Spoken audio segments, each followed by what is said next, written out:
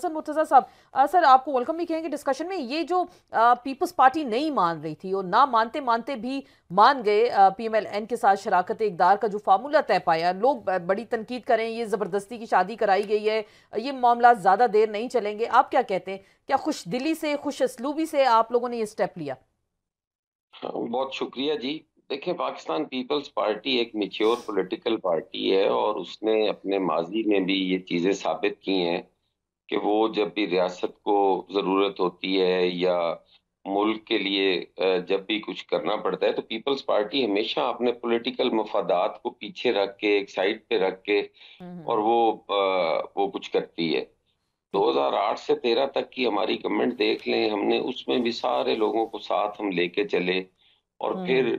जब 2013 की गवर्नमेंट बनी और उस गवर्नमेंट में भी हमने हर मुमकिन ये कोशिश की, पीपल्स पार्टी की ये काविशें थी कि उसने अपना टाइम पूरा किया। फिर ठीक। 18 के अंदर आप देख सकते हैं जो कुछ होता रहा। हम्म। उस वक्त भी पाकिस्तान पीपल्स पार्टी ने कहा कि हमें बंद गली में नहीं जाना चाहिए, इस्तीफे हम्म। नहीं देने चाहिए, हमें पार्लियामान का हिस्सा बनना चाहिए और अपनी जदोजहद वहां करे। हमारे इत्तेहादी जितने भी थे सारों ने मेहरबानी की, उस चीज को माना, हम्म। तस्लीम किया। अब भी Pakistan peoples party third largest party है, उसकी अक्सरियत नहीं है। वो 54 मेंबरान के साथ थी। हम्म।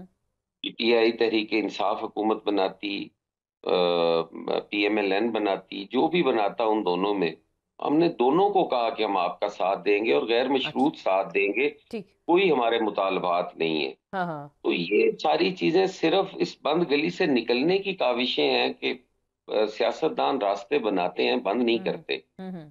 तो तो हमें इधर इस नेज पे नहीं जाना चाहिए कि जहां से हमारे पास वापसी का कोई रास्ता ना हो। ठीक, आपको लग रहा है कि ऐसा ना होता तो कोई वापसी का रास्ता ना बचता, क्योंकि लेकिन अभी देखिए बाहर है, जेयूआईएफ बाहर है, पीटीआई जीडीए वाले हो गए और भरपूर एहतजाज हो रहा है, और ये आगे भी वो कह रहे हैं मुल्क गिर एहतजाज होगा।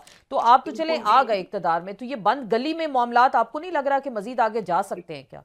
नहीं, ये मैं कहता हूँ जी कि ये रास्ते निकलते रहते हैं ना। हम्म। अब जो चैलेंजेस इस वक्त हैं मुल्क को, अल्लाह ताला हमें वो चैलेंजेस से निपटने की हिम्मत और ठीक। ताकत दे।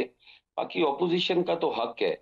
एक चीज अभी आप बात कर रहे थे, मैं उस पर जरूर रिस्पॉन्ड करूंगा कि बिल्कुल आइन और कानून के मुताबिक इंक्वायरी भी होनी चाहिए। अगर सही। कराची में किसी के साथ ज्यादती हुई है तो हम्म। पीपल्स पार्टी तो उसकी आज जवाबदेह नहीं है, आज तो हम्म। इंटरम सेटअप है। हम्म। लेकिन पीपल्स पार्टी भी अपने आप को जवाबदेह समझती लेकिन है। सर पीपल्स इंटरम सेटअप वाले तो अब आपके साथ आगे, मैं लेकिन निगरान वजीर आजम की बात करूंगी, सुना है वो चेयरमैन मेरी सेनेट मेरी बन रहे हैं, पीपल्स मे- पार्टी ज्वाइन कर रही है, ये इंटरम मेरी सेटअप वाले थे।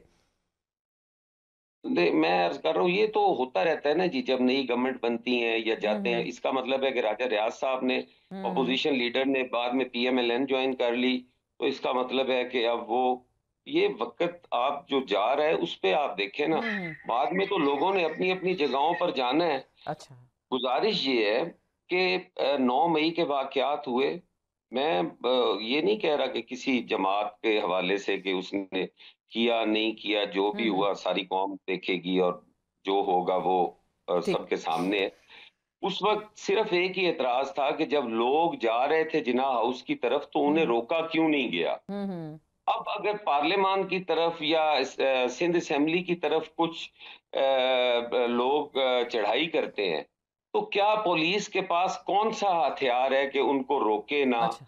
जाने दे, सान्या हो जाए, खुदा न खास्ता कोई, तो फिर कहा जाता है जी कि पुलिस कहाँ थी। ओके। और अगर पुलिस बर वक्त कार्रवाई करके उन लोगों हम्म। को रोकती है हम्म। तो उस पे भी कहा जाता है जी कि वहां कि पे आप कह रहे हैं और कि लेकिन ये एहतजाज तो देखिए अब पूरी दुनिया में होते रहते